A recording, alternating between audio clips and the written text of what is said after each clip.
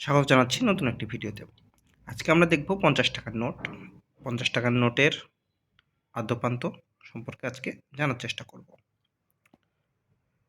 বাংলাদেশে প্রথম ৫০ টাকার নোট চালু হয় ১৯৭৬ সালের ১লা মার্চ।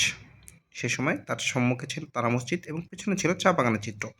পরে ১৯৬৯ সালে নোটটি পরিবর্তন করা হয় এবং এখানে ৭ গম্বুজ মসজিদের চিত্র যুক্ত করা হয়।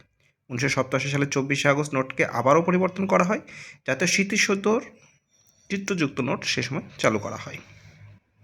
পরবর্তীতে ১৯৯৯ সালের ২২শে আগস্ট নোটটি আবারও ইস্যু করা হয় এবং এবং সে সময় সম্মুখ দিকে ছিল জাতীয় সংসদের ছবি এবং পেছনের দিকে ছিল বাঘা মসজিদের ছবি। ২০১২ সালের মে মাসে রং ইস্যু পরিবর্তন করে নোটটি আবারও পরিবর্তন করে আবারও মাঠে ছাড়া হয় এবং এ সময় এই নোটটি কোনো পরিবর্তন করা হয়নি, শুধুমাত্র রঙের পরিবর্তন করা হয়েছে। ২০১২ সালের ৭ই মার্চ নতুন ৫০ টাকার নোট ইস্যু করা হয়, যেখানে বঙ্গবন্ধুর ছবি এবং যুক্ত করা হয়।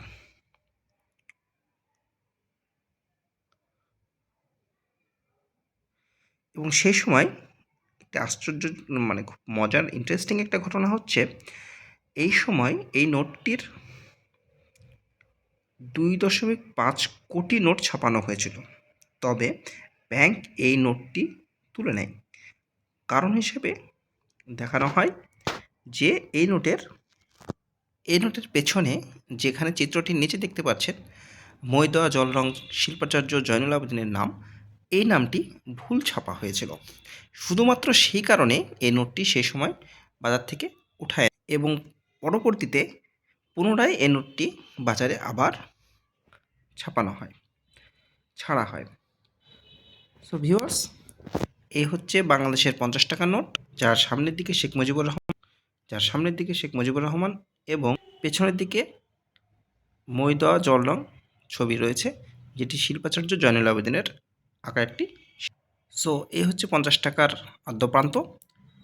পরবর্তী ক্ষেত্রে নতুন কোনো ভিডিও নিয়ে আবার আপনাদের সামনে হাজির হব এবং টাকার বিস্তারিত জানতে এবং টাকার বিভিন্ন বৈশিষ্ট্য সম্পর্কে জানতে আমাদের পেজটিকে